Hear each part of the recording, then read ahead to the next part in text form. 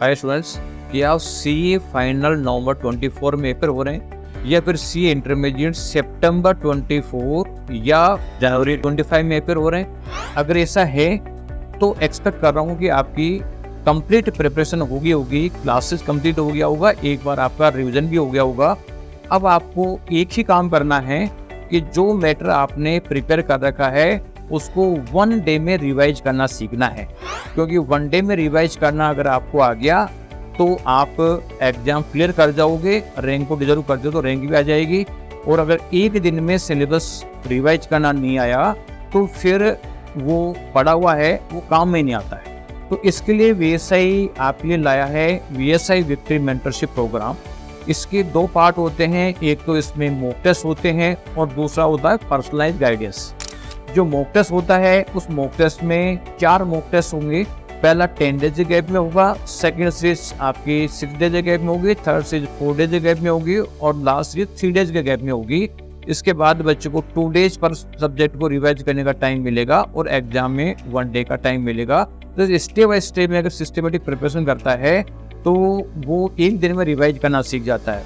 तो इसमें 3 major benefit है। पहला तो है कि जब आपका शेड्यूल रहता है, टारगेट होता है, उस टारगेट में आपको कोर्स को कंप्लीट करना होता है, तो आपका स्टडी का स्पीड डबल हो जाता है। दूसरा है कि मॉक टेस्ट की जब आपकी कॉपी चेक होगी तो उसकी आंसर की आपको मिलेगी, उसकी मार्किंग स्कीम मिलेगी। अगर आपको एक्सपेक्टेशन से कम मार्क्स आए हैं तो ये पता चल जाएगा कि किस वजह से कम आए और उस कमी को आप आइडेंटिफाई करोगे और अगले टेस्ट में आप इसको इम्प्रूव कर लोगे और मेन एग्जाम तक वो कंप्लीट इम्प्रूव हो जाएगी। तीसरा मेन बेनिफिट है कि जब आप पेपर अटेम्प्ट करते हैं तो 3 आवर्स में पेपर करना होता है। अगर आपको 3 आवर्स में नहीं हो रहा है, आपका 10-20 मिनट ऊपर जा रहा है, तो अगली बार आप ट्राई करेंगे कि किस तरीके से स्पीड बढ़ाया जाए या किस तरीके से प्रेजेंटेशन किया जाए कि कम टाइम में ज़्यादा चीज़ हम कवर कर सकें और 3 आवर्स में पेपर को सोल्व करना सीख सकें। तो 3 चीज़ें वो मॉक टेस्ट के थ्रू सीखता है।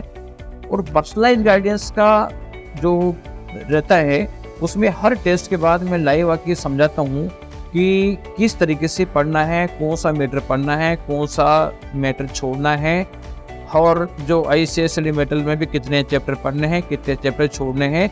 उससे हमारा टारगेट ये रहता है कि कोई बच्चा अगर पास होने के बॉर्डर लाइन पे है तो वो पास हो, कोई रैंक के बॉर्डर लाइन पे है तो वो रैंक आए। तो ओवरऑल हर टेस्ट के बाद में मैं लाइव आके समझाता हूँ।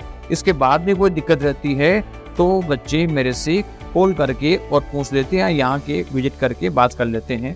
इसके अलावा हर बच्चे की परफॉर्मेंस इवेल्युएट करते हैं और उस बच्चे के लिए क्या करना चाहिए, क्या नहीं करना चाहिए, वो उसको गाइड देते हैं। जैसे रैंक की बॉर्डर लाइन पे है तो उसको ये चीज़ बताएंगे जिससे कि वो रैंक आ जाए, कोई पास की बॉर्डर लाइन पे है तो उसको वो चीज़ बताएंगे जिससे कि वो पास हो जाए। और ये काम होता है 1 to 1। इससे मेरे कोऑर्डिनेटर साहब को बताएंगे, मैं कोऑर्डिनेटर को बताता हूँ इस बच्चे को ये बताना है, कोऑर्डिनेटर पर उसको आपको कन्वे करेंगे। फिर भी आपको डाउट है तो आप मेरे से उसको कॉल करके और क्लैरिफाई कर सकते हैं। तो इसका इफेक्ट रहता है कि हर बच्चे को कैपेसिटी के हिसाब से परफॉर्मेंस करने का मौका मिल जाता है, क्योंकि एक ही चीज़ अगर सब बच्चों को लिए कराई जाए तो इसका मतलब दोनों का पर्पस सोल्व नहीं होगा। जो बच्चा पास होने की बॉर्डर लाइन पे है, जो रैंक की बॉर्डर लाइन पे है या फर्स्ट रैंक की बॉर्डर लाइन पे है, तीनों के लिए अलग अलग स्ट्रेटेजी होती है, एक स्ट्रेटेजी नहीं हो सकती।